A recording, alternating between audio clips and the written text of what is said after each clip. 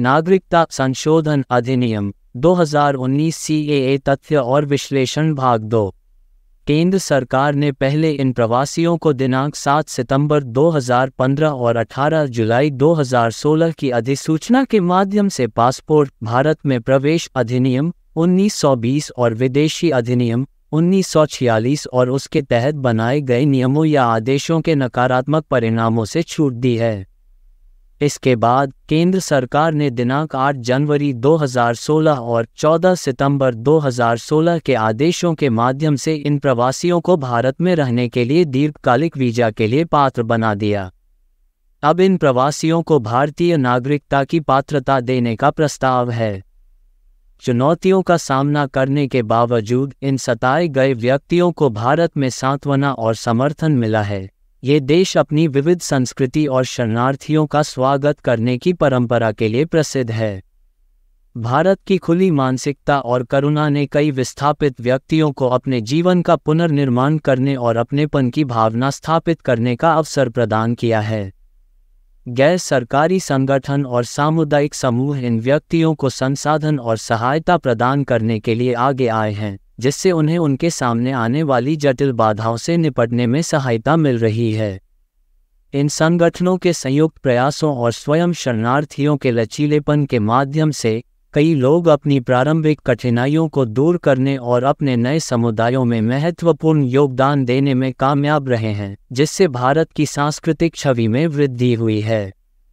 नागरिकता अधिनियम के वर्तमान प्रावधानों के तहत अफगानिस्तान, पाकिस्तान या बांग्लादेश से हिंदू, सिख, बौद्ध, जैन, पारसी या ईसाई समुदायों से संबंधित प्रवासी जो वैध यात्रा दस्तावेजों के बिना भारत में प्रवेश करते हैं या जिनके दस्तावेजों की समय सीमा समाप्त हो गई है, उन्हें अवैध प्रवासी माना जाता है और वे हैं अधिनियम की धारा 5 या धारा 6 के तहत भारतीय नागरिकता के लिए आवेदन करने के लिए अयोग्य माना जाएगा।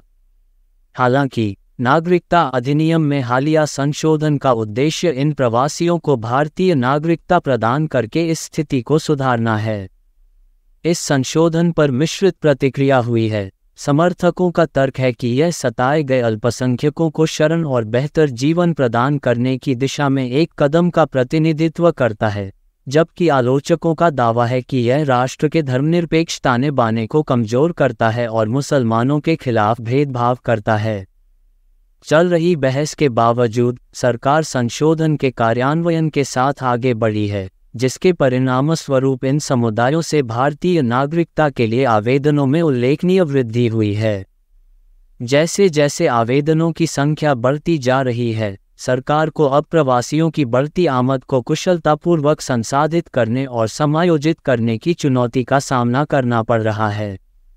अनुप्रयोगों में इस अचानक वृद्धि ने देश के संसाधनों और प्रशासनिक क्षमताओं पर दबाव डाला है, जिससे इन प्रवासियों को भारतीय समाज में प्रभावी ढंग से एकीकृत करने की क्षमता के बारे में चिंताएं बढ़ गई हैं।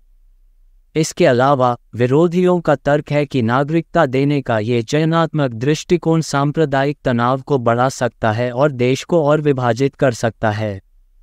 नागरिकता संशोधन अधिनियम 2019 सीएए तथ्य और विश्लेषण भाग 2 समाप्त। धन्यवाद। आप देख रहे थे गॉड ब्लेस टीवी हिंदी। हमारे साथ जुड़ने के लिए सब्सक्राइब अवश्य करें।